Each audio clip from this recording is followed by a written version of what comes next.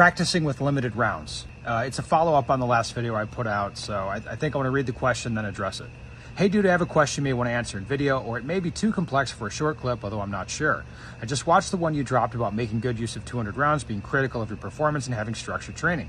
So my question is, how would you typically structure a training session that is between, say, 200-300 rounds, i.e. how many drills, how many times running a drill before you check your target, and how do you go about making those corrections during the training session? Do you typically focus on one aspect, run drills to work on that specific aspect, and then make corrections to only that in a range trip, or should we be compiling a few different things at once? Okay, so if you adopt the paradigm of, hey, I'm gonna shoot 200 rounds a week and that's all I got to get good, then you just have to accept reality. You're not correcting shit during your 200 round practice session. That's not the point of it. As a matter of fact, what I tell most people in a competition class is that live fire session, that's not your practice. That's not. Your practice is at home dry fire.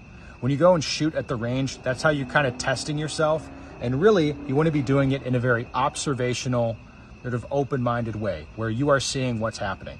Just from a reps perspective, you do not have the amount of ammunition to put in the reps to affect what you're doing. 10-round drill, you can run it 20 times. That's not enough reps to really do anything. It will reveal to you your habits if you pay attention, if you shoot it aggressively, if you assess it. You're not going to change what you're doing fundamentally in that time.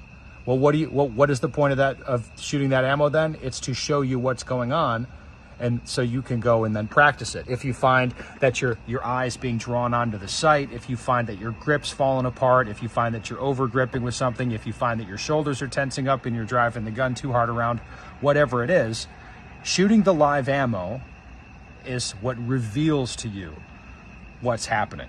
And then you go to your dry fire practice, and then you get the reps where you can put your brain on just changing that one thing, and you can change your actual habits. What I like for a live fire session, I like 2 drills. I like to do 2. That seems like a pretty good number for most people. I do it more complex to simple. I'm training for cold performance. I want to shoot good when I'm cold. So I'll start with the most complicated stuff and then work into the more nuanced stuff. That works pretty well for me.